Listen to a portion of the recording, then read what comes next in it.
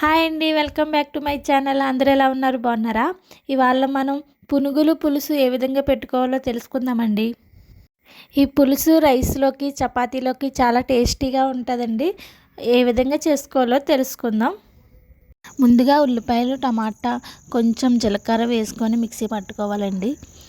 మెత్తగా మిక్సీ పట్టుకోవాలి. తర్వాత నిమ్మకాయ సైజు అంత చింతపండు తీసుకొని నానబెట్టుకోవాలండి. తర్వాత స్టవ్ మీద ప్యాన్ పెట్టుకొని ఆయిల్ వేసుకొని ఆయిల్ హీట్ అయిన తర్వాత మనం పోపు దినుసులు అనేవి వేసుకోవాలండి.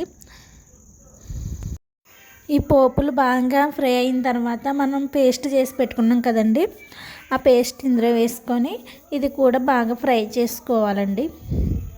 ఈ పేస్ట్ బాగా ఫ్రై అయిన తర్వాత ఇందులోకి 1 స్పూన్ అల్లం వెల్లుల్లి పేస్ట్ వేసుకోవాలండి. ఈ అల్లం వెల్లుల్లి పేస్ట్ బాగా కలుపుకుంటూ ఫ్రై చేసుకోవాలి. ఇవన్నీ బాగా ఫ్రై అయిన తర్వాత ఇందులోకి 1/2 స్పూన్ పసుపు వేసుకోవాలండి. 2 స్పూన్లు కారం వేసుకోవాలి. రుచికి తగినట్టుగా సాల్ట్ కూడా వేసుకొని బాగా కలుపుకోండి. ఇలా బాగా కలుపుకున్న తర్వాత ఇందులోకి మళ్ళీ 1 స్పూన్ ధనియాల పొడి కూడా వేసుకొని బాగా కలుపుకోవాలండి. ఇవన్నీ ఫ్రై అయిన తర్వాత మనం పక్కన పెట్టుకున్నటువంటి చింతపండుని పిచుక్కొని దాంట్లో ఉన్న రసాన్ని తీసుకొని మొత్తం ఈ పేస్ట్లో వేసుకోవాలండి. ఈ విధంగా వేసుకున్న తర్వాత ఈ పులుసు అనేది కొంచెం మరగాలండి. కొంచెం మరిగిన తర్వాత మనం ఈ పునుగులు మనం వేసుకోవాలండి ఇందులోని. ఇవి వేసుకున్న తర్వాత స్టవ్ని మీడియం ఫ్లేమ్లో పెట్టుకొని ఇవి బాగా మరిగించాలండి.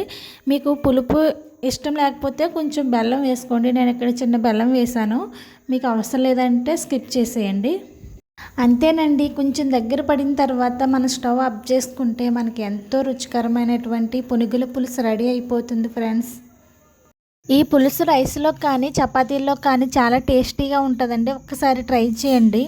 ఈ వీడియో కనుక మీకు నచ్చితే లైక్ చేయండి, షేర్ చేయండి. మరిన్ని వీడియోస్ కోసం నా ఛానల్ని సబ్స్క్రైబ్ చేసుకోవడం మర్చిపోకండి friends. Bye friends. Thank you for watching.